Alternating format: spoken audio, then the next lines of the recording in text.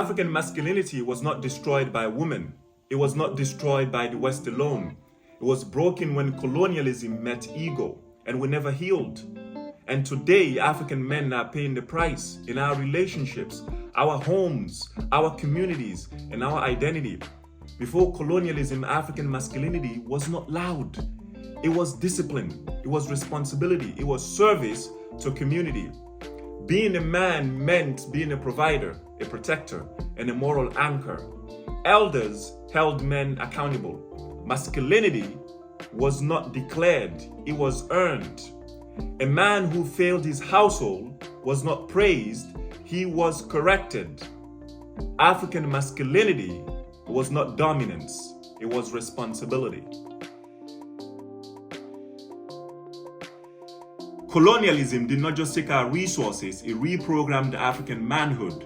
African men were disempowered publicly. Their authority stripped, humiliation and internalized shame kicked in. Colonizers became a symbol of power, order, and inequality. When you strip a man of power without healing him, he does not become humble, he becomes angry. Colonialism humiliated African men, and we passed that pain from one generation to another. Here is where ego enters. Ego became a defense mechanism. Control replaced leadership. Fear replaced confidence. Loudness replaced authority. When a man does not know who he is, he tries to control who is closest to him. This leads to emotional distance, silence, violence, fear of accountability, and fear of vulnerability. Ego is not strength, it is unhealed shame. African women did not break African men. They are living with the consequences of our brokenness. These are women who are carrying emotional and financial labor.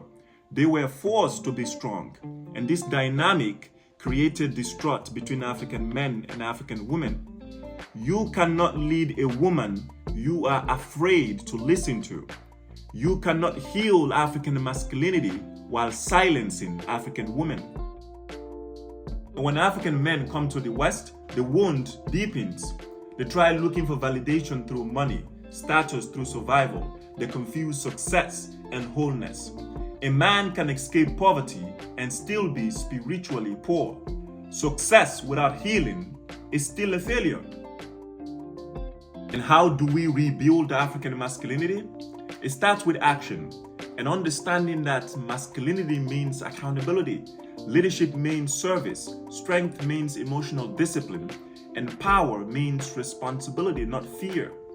The African man of the future is not the loudest. He is the most grounded. African masculinity is not lost. It is waiting on men brave enough to heal. This is not about blaming the past. It's about rebuilding the future. My name is Salim Barry and I am your host. I will see you on the next one.